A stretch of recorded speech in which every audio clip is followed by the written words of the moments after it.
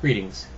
At the moment, I'm reading a book that deals with a neocon insider who eventually saw the hollow policies and platform that the neocon movement stood for, broke ranks with them, and now wrote this tell-all book about what it was like to be amongst their numbers. I'll do a full review when I'm done reading it. But I was reading it last night, or actually yesterday afternoon, while waiting to punch in at the time clock at work. One of my coworkers saw I was reading. Now, I'm one of the few people at the company that reads, so I am unusual in that regard, so people notice it. People often ask what I'm reading. They often comment on the fact that I am reading while I'm reading, so it can be a little annoying.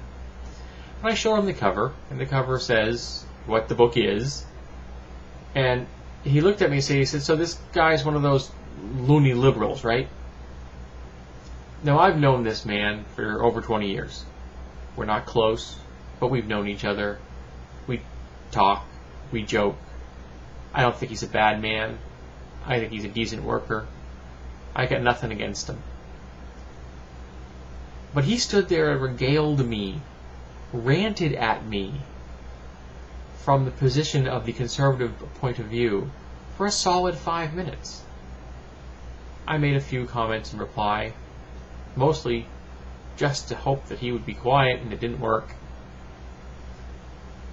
And eventually, I just laughed. And I said, brother, you aren't going to change my mind. Then he asked me a question. I was hesitant to answer because I knew it wasn't going to make him happy. He wanted to know what the greatest country in the world was since the age of the caveman. I had to disappoint him. I didn't pick the U.S. I think the best country in the world right now, today, is probably Sweden. They seem to have the best standard of living and people that have the most reasonable point of view. They're not perfect. We're not perfect. We're not a bad country, but I don't think we're the best. And he wasn't being patriotic. Sorry.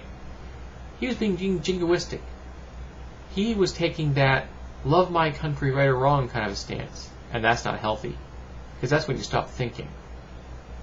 And later I began to think about what he had said, how he had said it, and I realized that he did not agree with the conservative platform. He believed in the conservative platform. It was an article of faith for him. And I can't argue with faith. I'm not even going to bother. If your faith tells you to do things that are immoral, I'll point that out. If it tells you to be bigoted, I'll tell you. But I'm not going to argue with you about the faith itself. And I could never argue with this man's faith in the conservative point of view.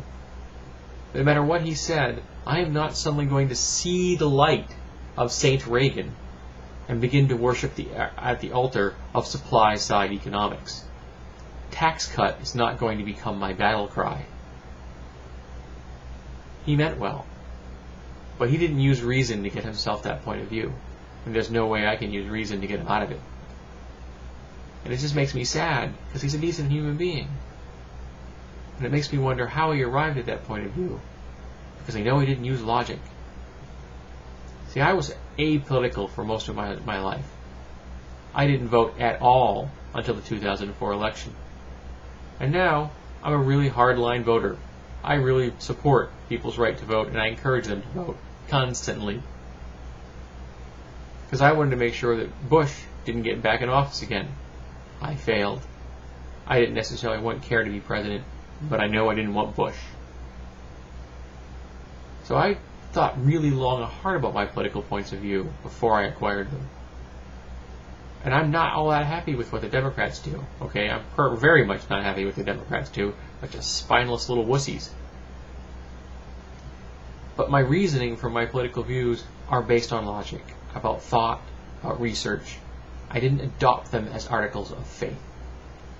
I don't confuse my politics and my religion, my spirituality. My coworker does.